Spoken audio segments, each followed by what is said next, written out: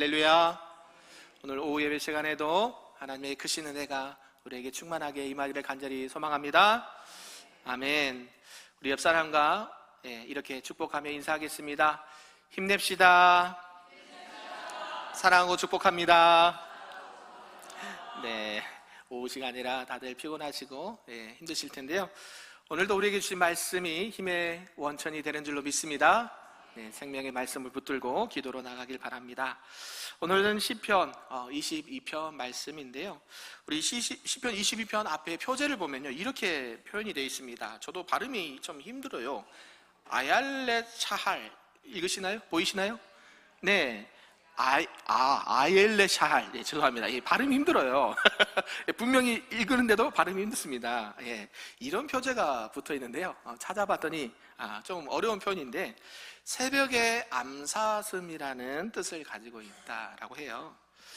고대 이 중동에서 사냥꾼들이 밤새도록 짐승을 추격하다가 동트기 직전에 사슴이 지쳐 쓰러질 때 마지막 공격을 하긴 했는데요.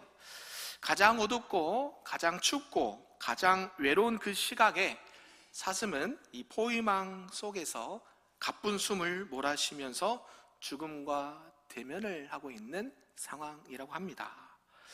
왜 이런 상황을 이렇게 표현했을까요? 이 시를 누가 썼을까요? 다윗이 썼는데, 지금 다윗의 상황이 꼭 이렇게 곧 죽음을 앞둔 사슴처럼 위기의 상황이다라는 것이죠. 우리가 잘 알고 있듯이 이 사울, 장인인 사울이 이 광기 어린 마음을 가지고 계속 추격하고 있고, 아들 압살롬이 반역을 통해서 이 다윗의 인생에 있어서 벼랑 끝에 내몰리고, 또 육체적으로는 질그릇 조각처럼 말라버렸고, 또 사회적으로는 비웃는 자들에게 둘러싸여 있는 상황입니다. 그래서 다윗을 보면 이런 안타까운 상황들이 계속해서 이어지고 있는 것이죠. 오늘은 괜찮겠지 하고 또 다음 날이 되면 또 다른 일이 발생하고, 또 그 다음이 되면 괜찮겠지 했지만 또 생각지 않은 일들을 만나는 그런 다윗의 인생이었다라는 것이죠. 그런데요, 이런 다윗의 상황에서 다윗을 정말 괴롭게 하는 것이 하나가 있었습니다. 그것은 무엇인가 봤더니 어떤 환경적인 결핍과 어려움도 문제였지만 바로 하나님의 부재가 더 큰 절망으로 다가왔다라는 것이죠. 하나님의 부재, 평생 하나님과 동행했던 다윗입니다. 어떤 별명이 있습니까? 하나님의 마음에 합한 자였다. 날마다 하나님, 길을 가도 하나님, 잠을 자도 하나님, 일을 해도 하나님, 밥 먹을 때도 하나님, 화장실에도 하나님. 저와 여러분도 그렇죠? 평생 이 하나님과 동행했던 다윗이요, 지금 무엇을 경험하고 있냐면 이 하나님의 침묵을 경험하고 있다는 것이죠. 우리 성경 때 큐티반에서 지금 구약 개론, 신약 개론을 하고 있는데요. 우리가 지금 이제 신약에 들어왔거든요. 신약에 들어오면 이 말라기 마지막 장과 또 신약 성경 마태복음 1장에 들어가면 종이로 보면 한 장 차이죠. 그런데 그 시간이 얼마인 줄 아십니까? 우리 통독반이 설명해 주십시오. 몇 년이요? 400년이라는 시간이 걸려요. 이때 우리가 신구약 중간기라고도 하는데요, 신학적 용어로 침묵기라고 불리웁니다. 왜 침묵기일까요? 하나님께서 계시로 말씀하지 않는 시기가 이 구약에서 신약으로 넘어오는 이 400년 동안 하나님은 침묵을 하신다라는 것이죠. 지금 다윗이요, 늘 하나님과 동행했고 하나님과 함께했던 다윗이 정말 절체절명의 위기 순간에 무엇을 경험하냐면 이 하나님의 부재를, 하나님의 침묵을 경험하고 있다라는 것이죠. 그래서 이 하나님의 침묵이, 하나님의 부재가 다윗에게는 정말로 죽을 것 같은 상황이었다라는 것입니다. 그렇다면 오늘날 우리는 혹여나 다윗과 같은 상황이라고 한다면 우리는 과연 이 침묵의 터널을 어떻게 통과해야 할까요? 오늘 본문 시편 22편은 이거에 대해서 말씀해 주는데요, 우리 첫 번째 한번 읽어볼까요? 시작! 침묵 속에서도 하나님과의 관계를 선포하십시오. 아멘. 뭐하는 속에서도요? 침묵 속에서도 중요한 게 하나가 있는데 하나님과의 관계를 계속 선포하시길 바랍니다. 무엇이라고 선포하셔야 되냐면, 따라서 해볼까요? 하나님은 나와 항상 함께 하십니다. 할렐루야. 믿으십니까? 예, 하나님께서 내가 어렵다고, 내가 힘들다고, 내가 죽을 것 같다고 하나님이 안 계신 게 아니라는 것이죠. 그럴 때일수록 낙심하거나 절망하지 않고 무엇을 선포해요? 하나님이 누구와? 나와 함께하고 있다는 것을 선포하라는 것입니다. 우리 1절 말씀인데요, 한번 읽어보겠습니다. 시작. 내 하나님이여, 내 하나님이여, 어찌 나를 버리셨나이까? 어찌 나를 멀리하여 돕지 아니하시오며 내 신음소리를 듣지 아니하시나이까? 아멘. 지금 다윗의 첫 마디가 뭡니까? 거의 비명에 가깝죠. 오늘 본문의 제목이 뭡니까? 설교의 제목이 내 하나님이여, 내 하나님이여. 이 다윗의 비명입니다. 이 문장에는요, 상반된 두 마음이 함께 들어있습니다. 이 버림받았다라는 인식과 함께, 그럼에도 불구하고 다윗은 누구를 찾고 있습니까? 누구 하나님? 나의 하나님. 예, 어디서 많이 들은 것 같지 않습니까? 저 표현이 어디서 많이 들은 것 같지 않으십니까? 네, 예수님께서 하셨던 말씀이죠. 우리가 이거 예수님 얘기하시기 전에 우리 구약에 보면 욥기가 있습니다. 우리가 잠언하기 전에 욥기를 봤거든요. 이 욥이요, 당대 의인이었고요, 동방의 의인으로 이렇게 불렸던 사람이 욥입니다. 욥은 생각지도 않은 고난을 당하는데요, 이 고난 중에서 하나님을 만나기 위해서 매우 몸부림을 치는데요, 그는 동서남북을 찾아 헤맵니다. 친구들은 와서 위로는커녕 자꾸 나보고 죄가 있다라고, 너는 회개해야 된다, 내가 알지 못하는 죄가 있기 때문에 너가 지금 이런 고난을 받는 거야, 내가 물질적으로, 건강으로, 환경으로 어려움을 당하고 있는 거야, 네가 알지 못하는 죄가 분명히 있을 거야 라고 회개를 외치죠. 그럴 때 욥은 늘 하나님 앞에 얘기합니다. 아니다, 나는 하나님 보시기에 그렇게 큰 죄를 지신 적이 없어, 하나님이 살아계시면 나를 좀 변호해 주십시오라고 하나님을 찾는 장면이 있는데요, 욥기 23장 8절과 9절에는 이렇게 말합니다. 내가 앞으로 가도 그가 아니 계시고 뒤로 가도 보이지 아니하시고 그가 오른쪽으로 돌이키시나 배울 수가 없구나. 사방 팔방 동서남북을 봐도 누가 안 계신 거예요? 하나님이 안 계시는 거예요. 그런데 욥이 하나님이 안 계신다라고 느꼈을 뿐이지 하나님이 계십니까, 안 계십니까? 계시죠. 어디에요? 우리와 함께 계셔요. 그래서 다윗도요, 이런 하나님의 부재를 느낀 상황에서 늘 하나님을 찾고 있습니다. 욥이 경험한 이 하나님의 부재, 하나님의 침묵은요, 욥이 어떤 죄의 결과로 이렇게 받는 결과가 아니었습니다. 오히려 하나님께서는 욥을 사랑하셔서 더 하나님과의 깊은 신뢰로 인도하시는 하나님의 거룩한 침묵이었다라고 하는 것이죠. 오늘 다윗도 역시 응답 없는 하나님 앞에 욥처럼 절망합니다. 그래서 어떻게 합니까? 하나님과의 언약을 기억하면서 나의 하나님, 내 하나님, 내 하나님이라고 표현한 것이죠. 이 선교사 중에 이 윌리엄 캐리라는 선교사님이 계셨는데요, 이는 인도 선교를 쭉 오랫동안 하셨습니다. 그런데 여러분, 선교 가서 이 한 영혼이 예수님을 믿겠다라고 하면 여러분의 시간은 어느 정도 드리면 될까요? 내가 만약에 선교사님이다, 복음을 전했습니다, 그러면 한 영혼이 예수님 믿고 내가 구원받았습니다라고 그 한 영혼이 언제쯤이면 여러분은 전도하고 그렇게 할 수 있을 것 같습니까? 대답이 없으시군요.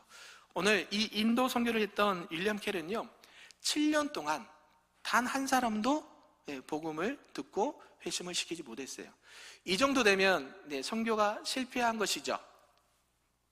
그렇게 생각할 수 있다는 것이죠. 한 명의 결신자도 얻지 못했다는 것이죠. 아내는 이 정신병으로 고통을 당하고 있습니다. 그런 상황에서 그는 그때 일기를 썼는데 이렇게 썼다고 그래요. 하나님은 나를 버리신 것 같다. 그러나 나는 여전히 그분의 발등상 아래 엎드려 있다. 이 선교사님은요, 7년 동안 그 한 영혼도 구원받지 못하고 이런 결실을 맺지 못했을 때에 낙심과 또 환경의 어려움과 질병의 고통 속에서 하나님을 놓치지 않았다라는 것이죠. 상황이 이렇게 하나님을 부정하게 만드는데요, 아무리 상황이 어렵다고 해도 하나님은 안 계신 것이 아니고 우리와 함께하고 계신 줄로 믿습니다.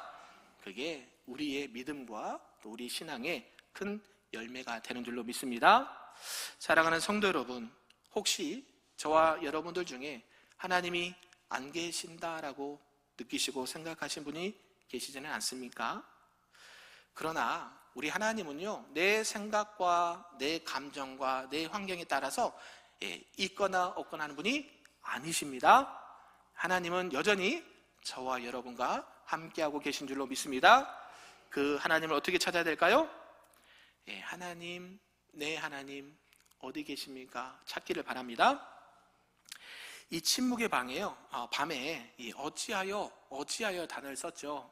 내 하나님 어찌하여 나를 버리셨나이까? 왜 나의 기도에 응답하지 않으십니까? 이렇게 질문하죠.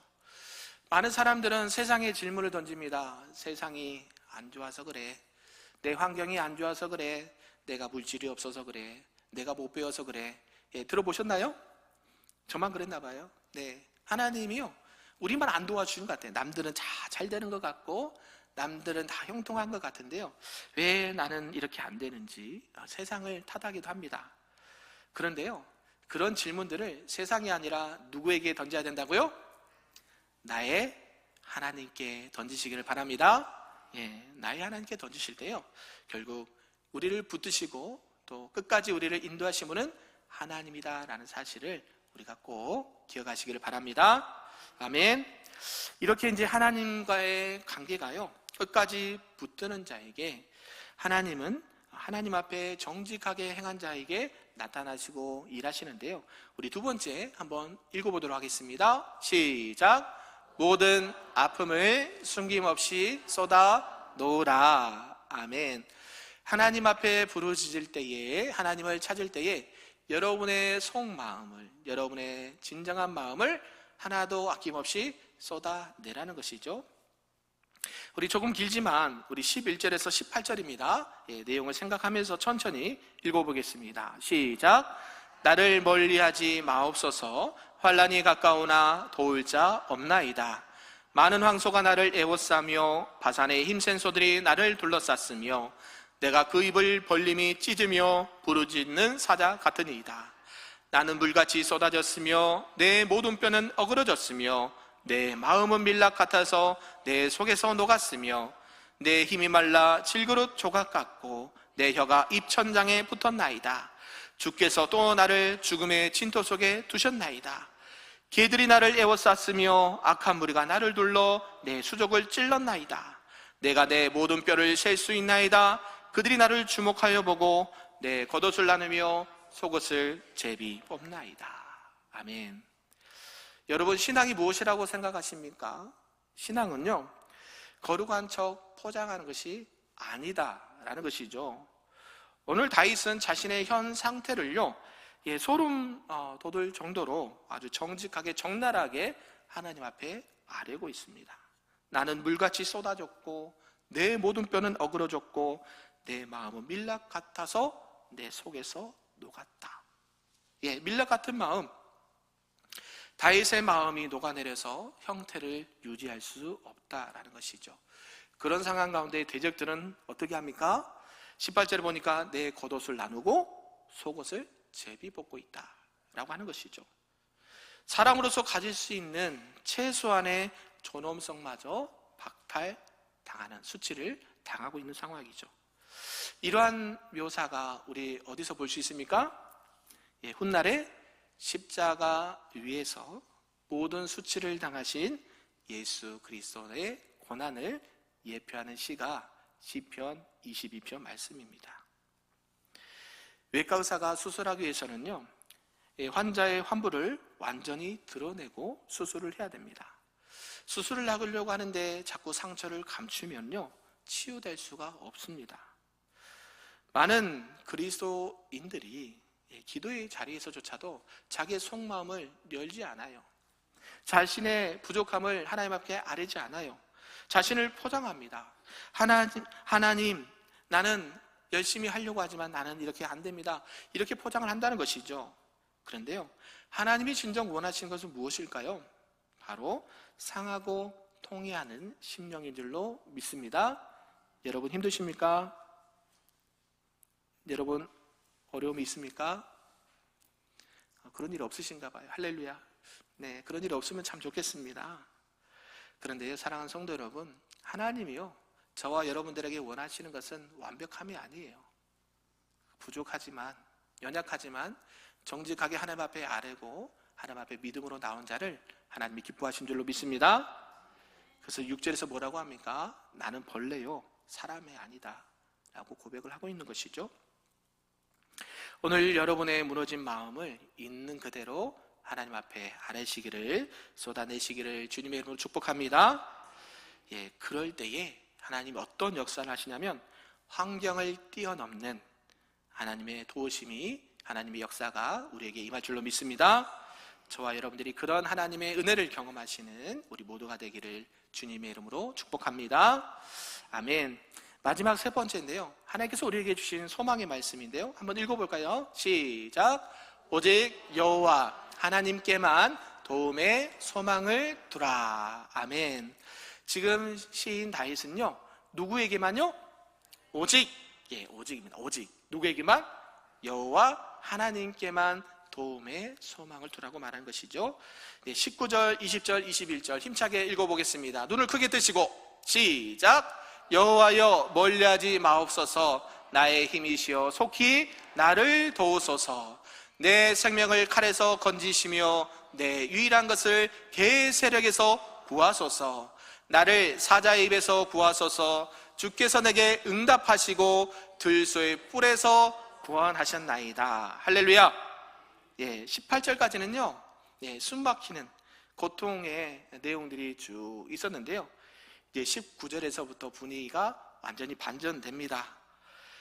다윗의 시선이 자신을 억누르고 자신을 괴롭혔던 그 많은 적들에게 시선이 있었는데, 이제 그 시선을 돌이켜 누구를요? 여호와께로 향하고 있다는 것이죠. 할렐루야. 저와 여러분들이 여호와께 시선을 고정하시기를 바랍니다. 여호와여 멀리하지 마옵소서. 나의 힘이시여 속히 나를 도우소서. 지금까지는요, 다윗의 눈에는 자신을 애워싼 바산의 힘센 소, 또 사자만 보였습니다. 그런데 19절부터 누구를 보기 시작합니까? 여호와 하나님을 보기 시작합니다. 그의 시선이 이제는 세상의 환경이 아니라, 나를 잡으려는 대적들이 아니라 나를 구원하실 수 있는 여호와께 시선을 돌렸다라는 것이죠. 소망은요, 환경이 좋다고 생기는 게 아닙니다. 오히려 그 소망을, 나를 도우실 수 있는 분은 여호와께 있음을 고백하고 하나님 앞에 둘 수 있기를 간절히 소망합니다. 그게 하나님의 신실하심의 근거가 되는 것이에요. 저와 여러분이 세상의 모든 도움이 끊어졌을지라도 오직 여호와만이 나의 힘이시고 나의 능력이시고 나의 도움이심을 선포하시기를 바랍니다. 그래서 이런 찬양의 가사도 있죠. 나의 힘이 되신 여호와여, 내가 주님을 뭐합니까? 찬양하나이다. 결단 찬양 있으면 이 찬양 물론 좋았을 텐데요, 나의 하나님이여, 나의 힘이 되신 여호와여, 내가 주를 찬양합니다. 이런 찬양의 가사처럼 우리는 오직 여호와의 힘과 능력을 믿고 의지하며 나아갈 수 있기를 주님의 이름으로 축복합니다. 그래서 주변의 환경과 또 상황이 변하기를 기다리기 전에 나의 도움과 나의 소망의 근거가 되신 우리 주님께로 시선과 발걸음과 마음을 옮길 수 있는 저와 여러분 되기를 바랍니다. 그리할 때에 우리는 그 죽음 같은 환경 속에서도 우리를 살리시고 부활의 소망을 주시는 그 하나님을 만나게 될 줄로 믿습니다. 아멘. 말씀을 정리합니다. 사랑하는 성도 여러분, 시편 22편은요 절규로 시작합니다. 내 하나님이여, 내 하나님이여. 우리 예수님도 십자가에서 말씀하셨죠? 엘리 엘리 라마 사박다니, 같은 본문입니다. 예수님께서 지금 시편 22편을 인용하고 계신 거예요. 내 하나님이여 내 하나님이여 어찌하여 나를 버리시나이까. 그런데 이런 절규가 어떻게 바뀝니까? 위대한 찬양으로 마무리되고 있다는 것이죠. 다윗이 통과한 이 고통스러운 과정은요, 결코 헛되지가 않습니다. 그의 고난을 통해 메시아의 고난이 예표가 되었고요, 그의 눈물을 통해서 오늘날 우리들도 위로를 받는 줄로 믿습니다. 저와 여러분의 삶이 새벽의 암사스처럼 사방이 꽉 막혀 있습니까? 하나님이 너무 멀리 계신 것 같아 숨이 답답하십니까? 하나님의 부재, 하나님의 침묵을 경험하고 있지는 않습니까? 저와 여러분들은 그럼에도 불구하고 나의 소망 되시고 부활의 소망 되시는 하나님, 나의 힘이 되신 여호와를 찬양하며 나아갈 수 있기를 주님의 이름으로 축복합니다. 하나님이요, 침묵하신다고 해서 일을 안 하신 게 아닙니다. 네, 우리 동독반 계속 큐티반 얘기 나오는데요, 하나님이 400년 동안 계시로서는 침묵하시지만 많은 일들을 하십니다. 열강들이 일어나고 열강들이 무너지고 또 다른 열강들이 일어나고 무너지고 하면서 하나님께서는 누구 오실 길을 예비하셨습니까? 예수 그리스도의 오실 길을 예비하시고, 모든 길은 어디로 통한다 했나요? 로마로 통한다 했잖아요. 예수님이 로마 시대에 오십니다. 로마 시대에 와서 왜 그 시대에 오셨어요? 이때 복음이 땅끝까지 전파될 수 있도록 하나님이 이 400년 동안 일하셨다니까요. 할렐루야. 하나님이 침묵하신다고 해서 일은 안 하신 게 아닙니다. 여러분이 혹여나 하나님이 말씀이 없다고, 하나님이 응답이 없다고 절망하거나 포기하지 않기를 바랍니다. 하나님은 저희들이 알지 못하는 상황 가운데서도 이 복음과 생명의 능력이 전파될 수 있도록 일하시고 계신 줄로 믿습니다. 우리가 기도할 때에 하나님 그렇습니다. 우리가 침묵 속에서도 하나님을 바라봅니다. 그러니 나의 아픔과 나의 고통을 다 쏟아냈습니다. 오직 주님께만 소망이 있습니다. 할렐루야. 이런 믿음과 소망을 가지고 한 주간 동안도 승리할 수 있기를 주님의 이름으로 축복합니다. 아멘.